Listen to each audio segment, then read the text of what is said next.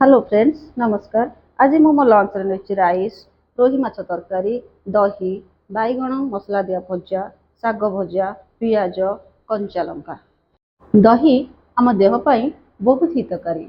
दही ब्रेकफास्ट रे खाइबा द्वारा यह आम ओजन को ह्रास करिथाय एवं आमर अनवांटेड फैट को रिमूव करिथाय। दही रे भरपूर मात्रा रे लैक्टोबैसिलस बैक्टीरिया अछि जहा कॉन्स्टिपेशन को रिमूव करिथाय। दही खाइबा द्वारा पेट को मध्य ठंडा होता है। दही रे भरपूर परिमाण में कैल्शियम अच्छी जहाँ आम बोन एवं दांत को मजबूत रखि थाए। दही खाइबा द्वारा स्किन मध्य ग्लो होता है। दही खाइबा द्वारा हजम भी मध्य बढ़ी थाए। डाइजेशन में भी मध्य से हेल्प करे। दही पेट को ठंडा रखि थाए।